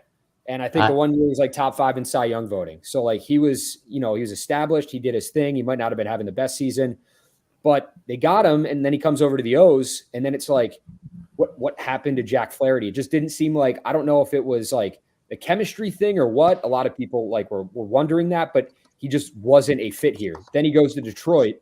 And now like, it's like, where was this Jack Flaherty last season when he was with the O's? So the last thing Mike Elias wants to do is give up one of your talented prospects for somebody, and then it doesn't pan out. Case in point, and Juan Soto is on a completely different level, the type of player he is. He's a superstar.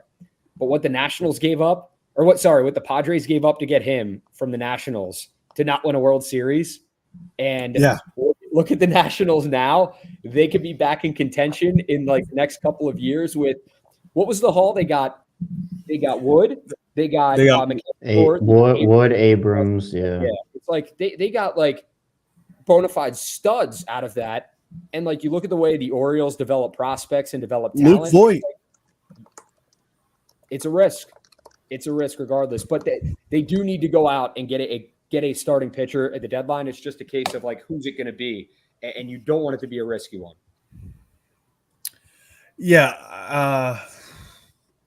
I saw someone else up here put, but every single year there's a loser at the deadline. It might not establish itself early, but there's sure as hell when everything's said and done, there's losers at the deadline. I think people probably put the Orioles in that last year because people gave up. Yeah. We only got Jack Flaherty. I don't consider Shintaro Fujinami to be at the deadline. We got him in late June. So don't disrespect Orioles God. That's what I'm saying. So I'm not that's why I wanted to preface I'm not including. Okay, but if you did, they'd be the biggest. It would have been a flying success. Ever. Yeah. Flying success. Yeah. But there's going to be winners and losers of every deadline. That's what worries me about Crochet is that it gets looked at. You look back on it and you're like, wow, the Orioles gave up 2-3 really good prospects that could have helped them, and they got Crochet, who's been injured since, who's didn't live up to the trade, stuff like that. Someone I want to talk about real fast though is Tariq Skubal. I saw a comment up here. Sorry if I did. I'll try to find it, but it said, "What do you?" Oh, here it is. Rolling with Rock. Do you guys think the Tigers should consider trading Skubal? 1,000%. Without a doubt, the Tigers in my head would be stupid to keep him. Will the Tigers trade him? I don't think so. But that doesn't mean that I don't think it's stupid that they're going to keep him, because even if Tariq Skubal, I was looking at, I forget what analyst talked about this. Let's say he has a 0 ERA for the whole year and pitches in his usual, I think they said 31 games. That's only 31 times. Like, that's 31 games he can help you max. He'd be helping you win 31 games max. Whereas the Tigers are not necessarily in they're one piece away. If they just can find a guy here, sprinkle a veteran here, they're contenders. The Tigers if the Tigers could get a haul, and let's use the Orioles system as an example, if the Tigers could get a haul where you're getting Kjerstad, you're getting Norby, you're getting Dylan Beavers, you're getting Seth Johnson. Those 4 for Tariq Skubal, you have to consider. Hell, maybe throw in a Stowers instead of Beavers. Like, it's going to take a lot. I'm not going to say it's going to take a lot to get him, but from the Tigers aspect, I think it would be so smart to understand where you are in your rebuild and say, yes, would it be really nice to have Tariq Skubal at the head of our rotation next 3 years? Yeah. But what's that going to do if we're sitting there scratching to compete all of those years when we could flip him right now and get 4 guys that can help us? And, the Kjerstads, the Norbys, the Stowers, you get those 3 in a trade, all 3 of them are in that Tigers lineup the next day, and they make that team better. Well, then let me ask you this, Zach. What would be a I'm realistic sorry, package? Joe. I'm sorry, Joe. Well, what would be a realistic package? The one you just mentioned? Would that be the realistic package? I would you give say up a Basayo? Would you give up a Mayo? What would you do? I would give up Kjerstad, Norby, Stowers, Beavers, Seth Johnson. I would give up. Obviously not all of them. I think it would be Stowers or Beavers. So you're drawing the line at Basayo, Mayo, and up, right? Yeah. I mean, if we were going to get Skubal and they were good, but it needed to be for Basayo, I would be very that would be tough for me because of I'm a big Tariq Skubal guy, and obviously I love Samuel Basayo, but that Tariq Skubal is a guy that I think truly could help this team not only win the World Series this year, but in the next 2-3 years. So yeah, it's about control too, and you're getting that. Yeah, exactly. Actually, which I want to look up his control. But again, the bigger the control, the more it's going to cost. Whereas you look at some of these guys who are going to be free agents after the year, only have 1 year of team control left. Those guys will cost you less, and depending on how much the Orioles like this deadline pitcher class, we could easily see them get a guy who has this is their last year of team control, and then in the offseason they reattack it. So it's almost it almost feels like the Flaherty situation. Not exactly. Obviously, it's going to be a little different than that because this year the Orioles, we know who they are. They should be going all in this season. Last year, I've been on record saying that was kind of the, oh wow, this team is all of a sudden really good and is blowing expectations out of the water. Let's try to add a guy, but not go all in with our prospects. We can reevaluate in the offseason. And they did. They traded for Corbin Burns.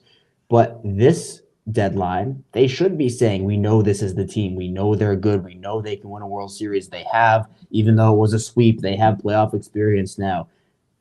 I think that this should be the year, but do you like this deadline pitcher class enough to go out there and get a guy who has 3 years? I mean, I think again, if you can get Skubal, then yeah, you like it enough. That's a guy that you like. Exactly. But if the only options are Severino, Crochet, Fetty, that list goes on, Flaherty comes back, whatever it may be, is that enough for them to say, we like this enough that we're going to give up a ton of our prospects and we would rather give up for another guy in the offseason when maybe another guy becomes available and who's much better and has more control? So it's a delicate process, but I do think they need to add an arm regardless of whether they like it or not. Yeah, but I want to ask, let's talk about this. So it says all the hot stove talk is fun, but if the Orioles make 0 moves this deadline, can they still win the World Series? So I want to ask you guys, can this team as is right now win the World Series? I'll just I already have my answer. I think they have the talent to get there, but when you're talking about a grind of a postseason, starting pitching needs to take you the distance. Like your bats are only going to do so much in the postseason. Like you see it. Offensively, you could have a team hit the crap out of the ball, lead the league in home runs, do whatever they're doing right now. But starting pitching and your bullpen, that is what's going to lock. I mean, first of all, that's what's going to win you games. It is. We saw it last year with the Rangers. They were the winners at the deadline.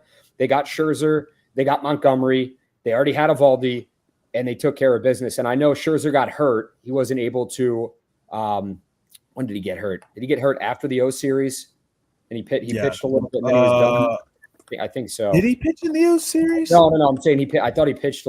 I forget. I remember last year at Camden Yards, he was going through a. I don't think he pitched at all in the playoffs. Game. I don't think he did either, but I could be.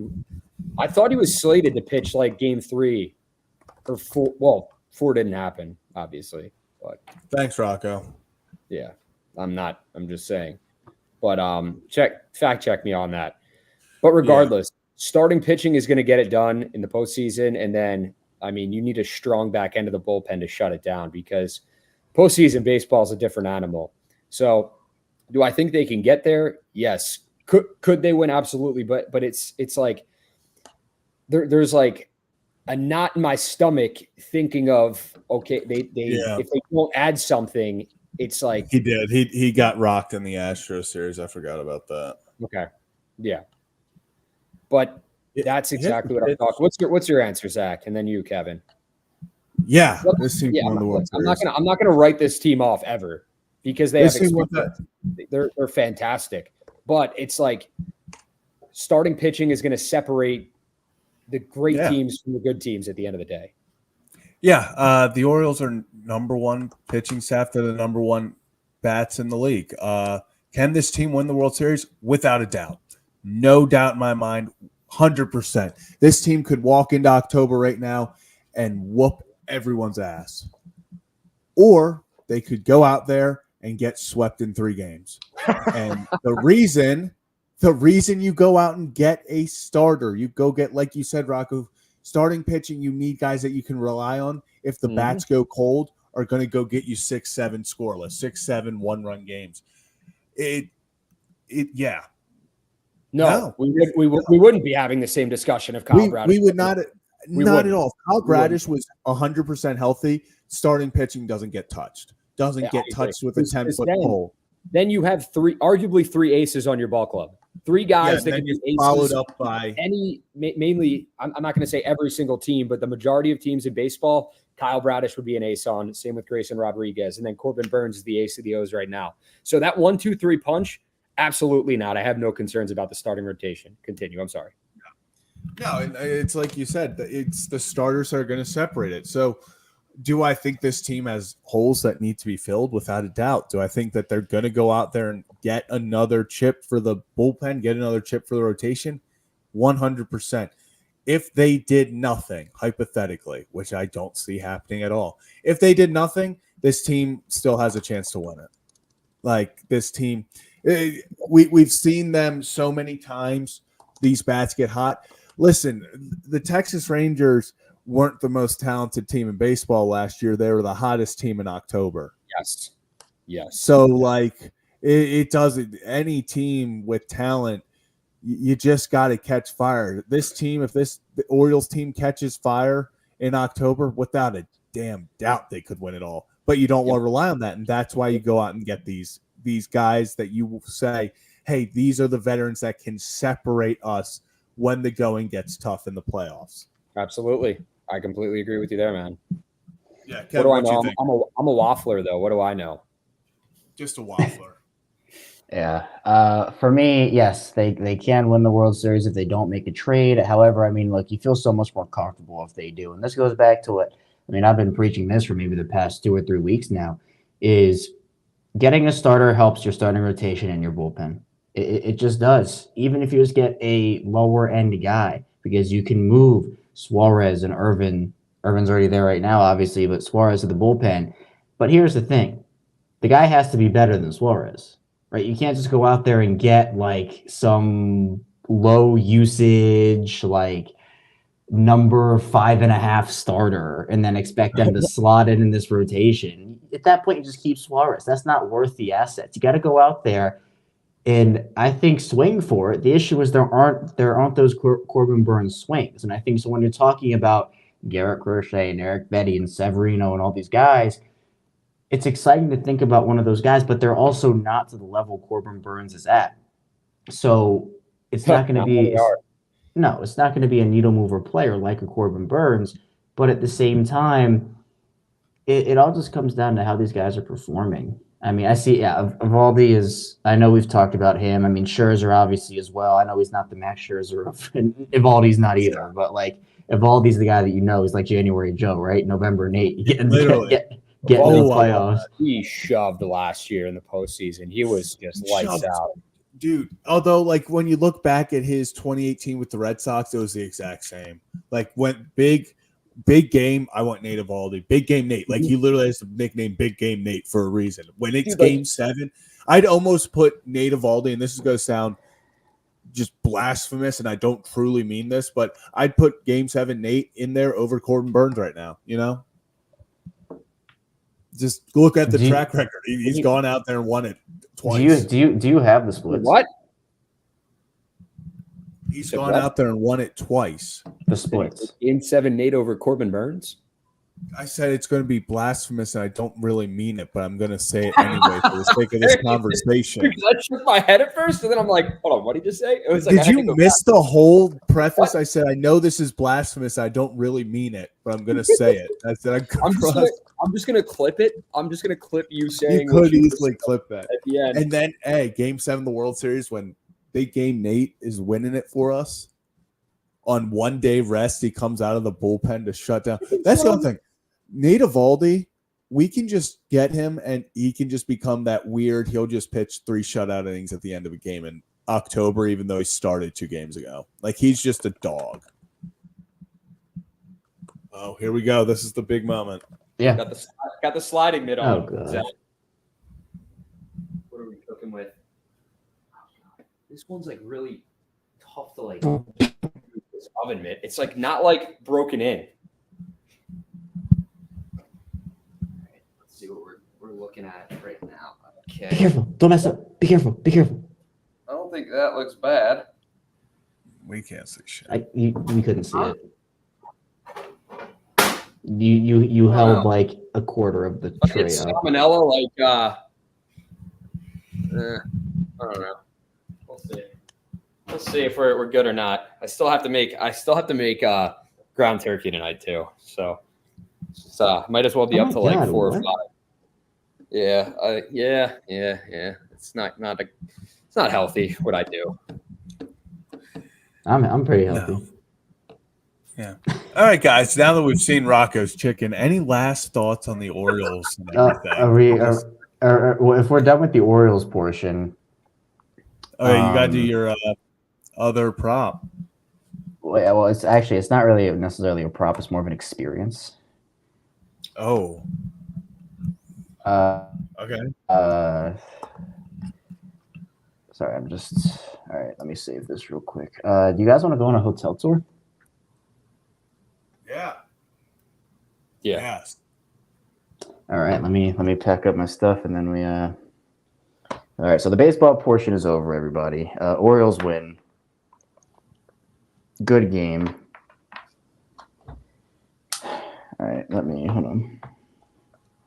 This is a very flattering angle, I know. Kevin, they probably are gonna if they see you like out in the wild, they're probably gonna treat you like the Home Alone kid, Macaulay Culkin. What if we witness Kevin get mugged? I mean, well, we don't. They're actually apparently where In I the am. Kevin looks like he shouldn't be in a hotel unaccompanied. Like, just he's got that look to him. Dude, this is not my first time working in a hotel lobby. Front desk person, I'd be like, "Where are your parents?" And Kevin would be like, "How old are you, Kevin?" 26. Kevin would be like, "I'm 26 years old." Yeah, and then they probably ID me. But guess what? I don't have my I do have my wallet actually. No, I don't. What's your guys' Yes, go-to? Yes, I do. What's your go-to hotel snack? Like you go down to the front desk, you need something just to snack on. There's no Uber Eats. There's no fast food restaurants open at that point in time. What's your go-to hotel room snack? Like down at the front. Yeah, that's what, I haven't done that in a while. I usually be grabbing like gas station snacks on my way. So like, are you a gas station sushi guy? no, Jesus, no, I'm a gas station candy guy. Candy bar, Cheez-Its. No, Kayla, I'm just asking in general, like what the snack is. Like it's just like imagine you just didn't go. First of all, a game changer if you go to a hotel is to get like a 6 or 12 pack of waters, depending on how long you're staying. That way you don't have to like run down and like grab waters all the time. It's a game changer. I get so dehydrated in hotel rooms, it's crazy. I don't know why. I guess So just so you guys know, I have Masson on, so I'm watching Masson. Right as we got on, they started replaying the Mets versus Nats game. It is now the bottom of the fifth. That's how long we've been on here. It is now the bottom of the fifth. So what you're saying is we got to go to the ninth. Yeah, let's. Actually, I didn't realize the Mets were up 5-0 in this. They lost 7-5. They've had a lot of those games recently, or some of them at least. Yeah. No, Yeah, Joey, that's I mean water. I mean, I'm always up for a good beer in a at a hotel, but usually if I'm staying at a hotel, I don't want to go back to the hotel until the night's like completely over. So water, hydrate, get myself going, maybe get like a couple liquid IVs as well, and then we're money. One at night, one in the morning. If you go to a wedding, it's a game changer. You don't wake up feeling like crap the next day. Zach, did you do liquid IVs or no? Yeah, I did a lot of them. Actually, that's the only way I got to the car and like drove 10 hours. Dude, they are life changing. Either that or you get like one of the Gatorade electrolyte drinks and you're good to go. Oh yeah, the Gatorlight or whatever they call it. It's like not called. It's not Pedialyte, but it's kind of like Pedialyte. It's like Gatorlight. They call it like Gatorlight. Kevin, are we getting this tour? Or why are you like? Yeah, you guys are just talking. I'm waiting for you to finish. Oh well, you could talk over us, Bob. If you're running the show. All right. Okay. How do I flip my camera on mobile? Nope, not that. Did he just? Typical he Kevin. just Irish goodbye to us again. He just literally just dipped. Yeah, his phone probably died. I guarantee you his phone. No, he definitely left while trying to. Let's see. I gotta. Wasn't that button either. Yeah. Maybe settings, camera. I don't think you're gonna be able to flip it. Oh my god. Kevin, you just gotta literally turn your phone around and like show everybody what you're looking at right now. Oh wait, no, I can do it. Hold on. He's gonna show his toes. Shut up. All right, so this is the workstation right here. All right, we got a nice little outlet, so I can plug on my stuff in right there. Look, it's in a nice little corner. Very nice. Oh, that actually is like really nice. Right, so yeah, you got the two. All right, and then we got this long hallway we're gonna walk down. You see, we got the nice little spotted curtains over here. We got nice little chandeliers. That a Motel 6? That is definitely not a Motel 6 that Kevin's staying at. Look at how big these trees are. It's taller than me. Oh, I'm putting Kevin on the big screen. I don't know why I was on the big screen. Yeah, why were you on the big screen? I don't know because who knows? Kevin, what kind of hotel is it? It's looks like a Marriott. Yeah. Is it? Yeah. Where are you staying? You just got doxxed. Yeah, right. Where you at? The Great Midwest. What city? Jesus Christ, don't- Rock, you're trying to dox me on stream Yeah, I know. I don't even know what that means. to give away one's location. You don't know what dox Yeah, means? Kevin. I'm sure there's a lot. Not really. I'm not this. Yeah. You know, this is a really interesting piece of art. I hope there's just a security guy like watching all the cameras, like, what the fuck is this kid doing? This is like a conference center. Holy shit. Dude, if I saw Kevin just like walking through the halls at 2 a.m. or whatever time it is there, Oh, another if I good was a one. guest, I'd be terrified. He's a weird looking dude. Is that one guy said? Look at this one. Ooh, okay. I kind of like that. That's like a little That's- ship, it looks like. I know, that's a nice one. Joe thinks Arkansas is the Midwest. You're in the South, buddy. Yeah. I might have hit a dead end here. Yeah, I think I did. What we got? Kevin giving you the worst. Kevin's like showing us like the paintings, the couches. You don't like these lamps? Dude, you would not last in MTV Cribs. I don't know if that was before your time or not, or after your time, but you'd be terrible. Dude, what beats just walking around in a hotel at 3 in the morning, 2:30 in the morning? Kevin, Yeah, never mind. I was gonna say something, but I can't say You that on the see live this stream. you see this phone right here? Kevin, dial it. No, I'm not gonna dial it. Yeah, Kevin, call 911 on it and then just run. No, Zach, no, you can't say that. absolutely not. Absolutely You can't not. say that. No, Call you the front desk and then run. Okay. That- we Run, made it PG. run where? Kevin, you should No, prank you're- call Ryan. You should start 67 him from the hotel and get it on. the Brian live. is definitely sleeping right now. Oh, there's no doubt. Does he leave tomorrow? Yeah. Look how long this Rocco hallway is. just once again doxing people. I didn't say where he's going. The only person I dox is you, Zach. Yeah, Canton. Canton? Canton? I don't live in Canton. I'm not even from Canton. Canton, Ohio. Canton, no, exactly. When I say Canton, I'm talking Canton, Ohio. Oh, here's another one. We're just being Okay, interest. Kevin, We're just done with being. the painting. We're done with the be- paintings. We're Kevin. being introspective about art. Kevin, we're done with the paintings. What the fuck is this? This is the What least is going on? entertaining thing we've ever seen on Kevin and Zach Reacts. We've seen some. How are 81 people watching this at 2:30 in the morning? I am surprised the numbers haven't gone down. We have 708 on X, but I think those numbers are skewed. I doubt there's a 708. That's total. What? This is a That's trash total. can. That is total, not current watching. Oh, total. Yeah, that's how many people have watched. This is But a like zebra print bench. Sit on it. Yeah. Why don't you go get some Hidden Valley Ranch? Watch this live stream right now. You know this is the content you tune in for. You can't deny it. Kevin, like, add some entertainment value at least to this tour right now. Like, I have an idea. Put your phone down and run a dead sprint from end to end of the hotel. No, dude. Someone has to donate money for that. I can't. Look. I know. There's a security guard watching my every move, and I can't subject myself to that. Dude, what would you even say if he came up to you? Be like, I'm training for a marathon? Dude, I don't even. You can't defend that. Oh, no, you can't. I can't defend a lot of things you do, Kevin. That would have to be donation based. That I can't do that on my own volition. Oh, Okay. Daniel wants to see the curtains. I will for sure show you the curtains. Hold on.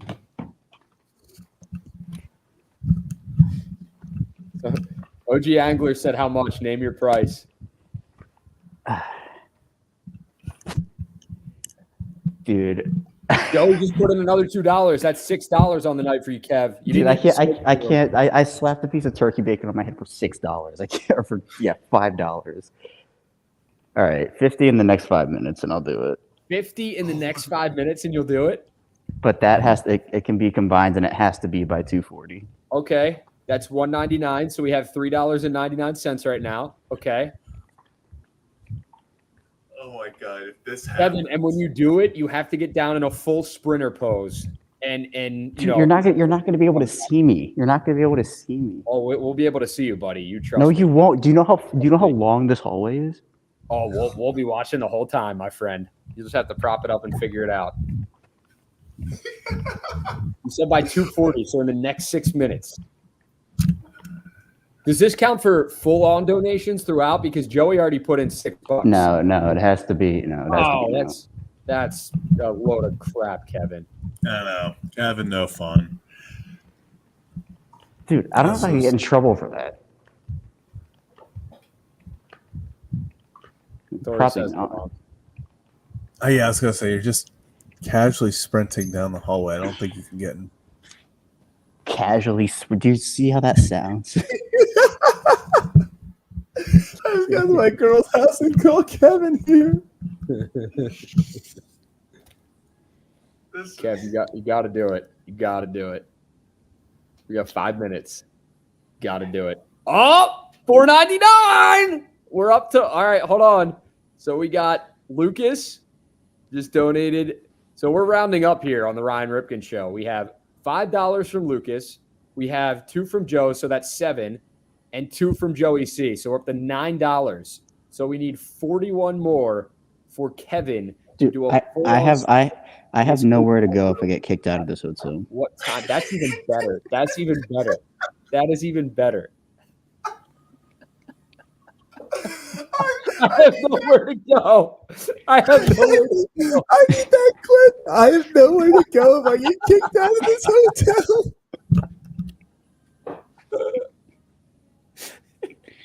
Not our problem, Kevin. Exactly.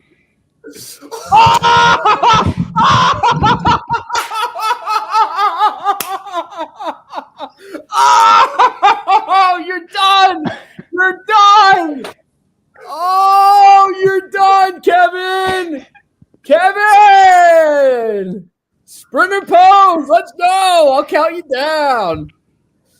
Dude, do you even know how this is gonna work? First of all, Aviator, you're a legend. Tori, appreciate. I need to hold on. Let's thank the donations first. Tori, appreciate you. Appreciate you for the 10. Aviator, you know you're a legend. Actually, I was gonna say I don't know if Aviator's here to save the chat, everybody, but Aviator was here. Aviator is a legend. Lucas, appreciate you. Joe, Zoe, sorry, not Joey. All right. Well, my phone is at 10%. Which is fine. Kevin, if you don't put the phone down, I think if you did like a sprint and you like held the phone up to your face, that might do as well. You got to do it.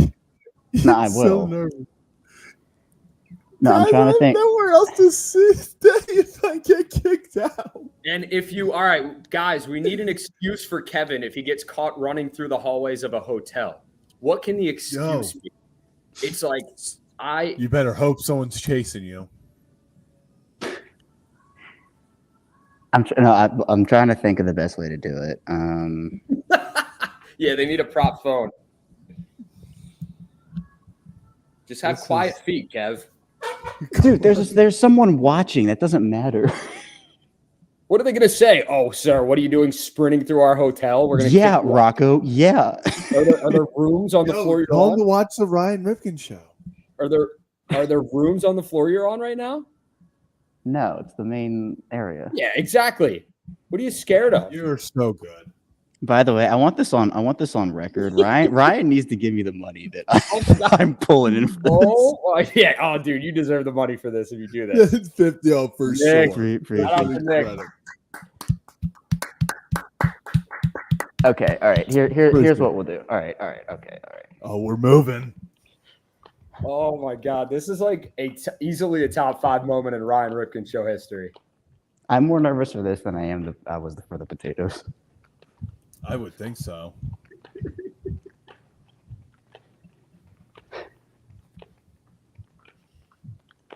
Why did Popeye just respond to Joe Radke on Twitter? What the hell? What? Dude, I tweeted a cheesesteak out like on March 19th, and Joe just goes, outside of your dumb take on boneless wings, your food take seems solid. And Popeye's official account goes, ready to change your mind about that? Use code bonelessbeliever for a free 6-piece with any purchase on 7/6 at popeyes.com/reward offers. Let us know if you've been redeemed with hashtag boneless believers. Terms apply. I will not be doing that because I'm team bone in wings for life. But Joe, listen, man, they just added you. That's hilarious. This is incredible. All right, Kev. Have I ever said that I love this fucking show? I'm so glad I'm on this right now. Why is it not? It's going backwards. What do you mean it's gone backwards? Yeah, Kevin, listen, this is great. That's You backwards. said, tell the truth. I just got paid money to sprint across this lobby. Sorry, won't do it again. Got to pay the bills.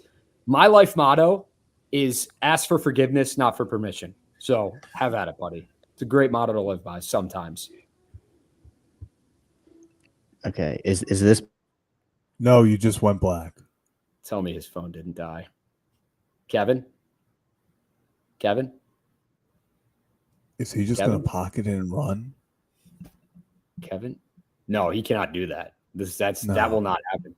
That will not happen. Oh, dude, this is like the Undertaker meme where like rises up from the dead and he's back. Is this backwards?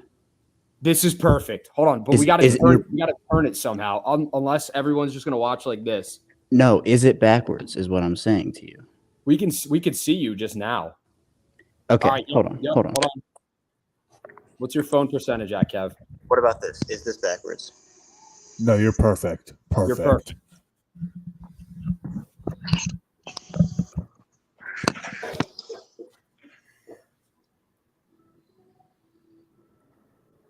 All right, am I in the frame?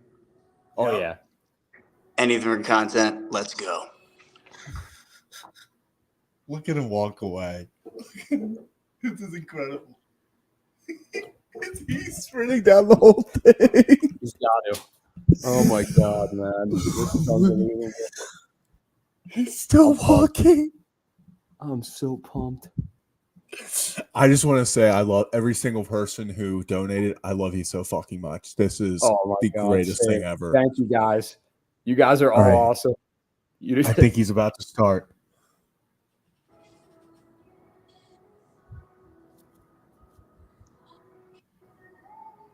He's still walking. Oh my god.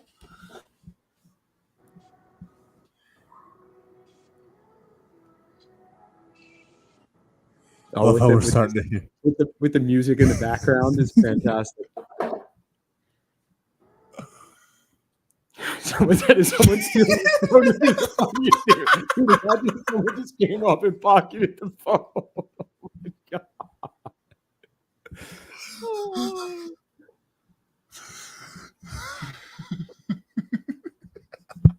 Here he comes! Here he comes!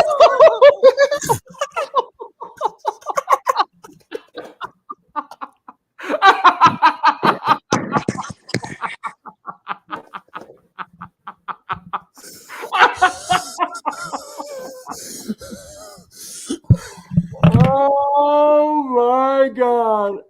I cannot believe you just did that. Kevin. Well done, Kevin. Well done, Kevin.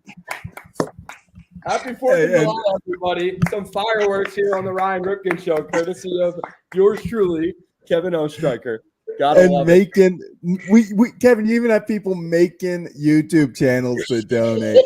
So shout out everyone. Look at that. Really? Oh, wait, let me see. Dude, oh my god, that was hilarious. Kevin, I love you. That was awesome. Kevin, I will just say That was awesome. That was worth it. This was the funniest thing. We were cracking up. Oh, dude, if someone would have came up, I would have died. I almost knocked my phone over. I was going too fast. Oh my god, dude, the security guy's probably like eating popcorn right now and just like looked up at the TV and the whole bag just exploded all over him. Like, what the hell is going on? Oh my god. Oh my god. So how did it look? Oh, It dude, looked it was so like much- it you were looked like this incredible. big, and like then you just appeared. It was my god.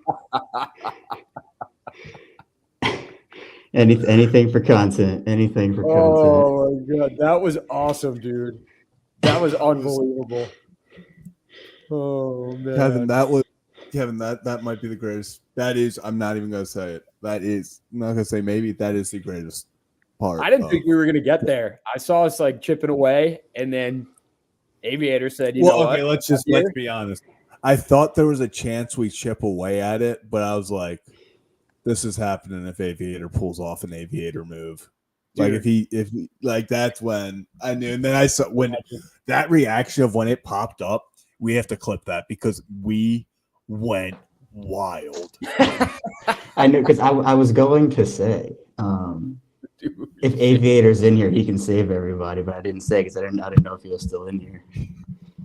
You say Midwestern area. It was so easy. It was 110-pound white dude started sprinting in the lobby. Hey, Aviator, look at that. Aviator giving love to everyone else. Aviator, you're the man. Man, Everyone, shout out Aviator. and shout out once again to everyone who chipped in. You guys are the best. Honestly, this is why we do this stuff because it is literally 2:45 in the morning, and we have Kevin sprinting down. That was awesome. There's 70 people in here at 2:45 in the morning watching Kevin just sprint down a hallway. Because it like I'm not kidding. It is a long hallway. Oh, we know. Oh, we could tell how you just kept getting tired.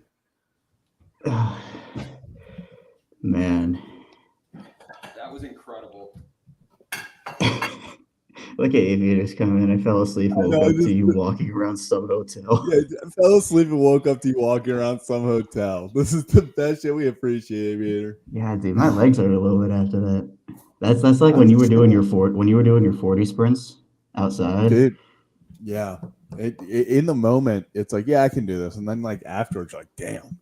But you ran a lot further than I did. Dude. I don't know. Now I kind of want to top it, but there's nothing to top. That was the long hallway. I mean, I can't really do anything else. I feel like that kind of has to live on its own, and we try again tomorrow. Yeah. No, I think people for the security cam footage.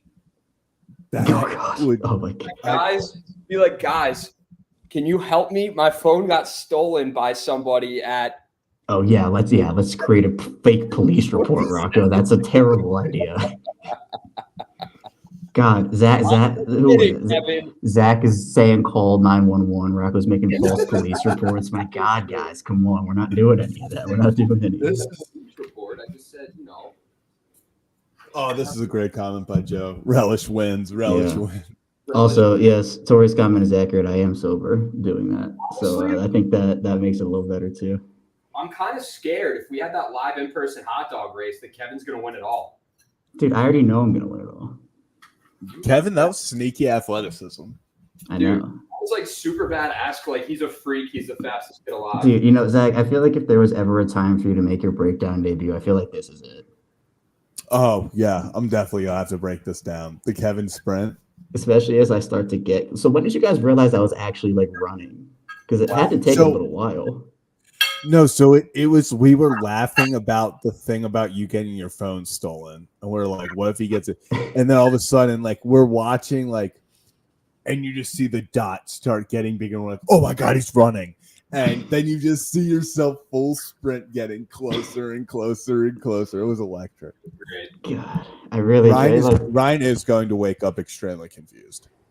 Yeah. Ryan usually like people snitch on me to Ryan, and he like comes in here and says, what do you? Yeah, am I gonna get like a pinch run, like a utility infield tryout for the Orioles off of that? You might after that. But your first to third was looking really nice. I can take Mateo's spot on the bases and be that speedster. You know, It's awesome. Might have to. Man. Might have to. That's what it is, man. Anything for content within reason. Obviously, didn't want to. I love that you say within reason. Like we haven't just gotten further and further from reason, with each time. Well, I'm glad I drew the line with eating the soap. Yeah, that made up for it. That was so much better than you eating the soap. I actually don't know. Well, yeah, I wasn't gonna eat the soap. I was not gonna eat the soap.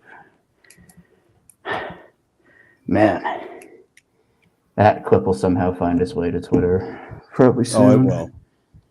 I don't know. Oh, in the Discord, it's got to be. Yeah. Ground turkey. Happy 4th of July, everyone. I think it's time we get out of here. It is. There's no topping this. There's no topping what Kevin just did. No. 3 a.m. sprints. 3 a.m. running through the hallways of a hotel in the Midwest. It's just, how can you not be romantic about Kevin and Zach Reacts? How can you not be romantic about the Ryan Ripken show? That's what I'm saying. Although this is Kevin and Zach Reacts, but it's okay, Rocco. Just don't call it. Sorry. What do I do? Do I just not react? No, you just are there. It's Kevin and Zach Reacts and Rocco cooks. Yeah, well, Rocco cook. That's fair. Don't let me cook. Actually, let me cook. Yeah, let homie cook. Let homie cook. Let me cook. Awesome. Any final things we want to say before we get out of here? No, I think Orioles go for the sweep tomorrow. Lost in all this craziness is there is a baseball game. The Orioles play in 13 hours, by the way. Yeah. It's insane. The Orioles play in 13 hours. Before we go, because we've confirmed we're not doing a show tomorrow, correct? Yes. Well, okay. We'll do this show. We're doing this show. We have to, because I don't think we talked about it at all.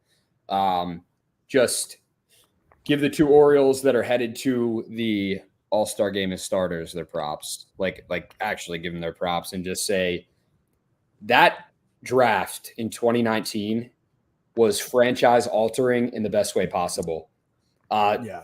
Should be thankful for all of the teams, every single one of them that passed up on Gunnar Henderson, because to get him at pick 42, that was one of the steals of the century. You get Adley 1, you get Gunnar 42, and now 5 years later in 2024, they're both headed to the All-Star game as first-time starters. Obviously, Adley got the nod last year, but he didn't start.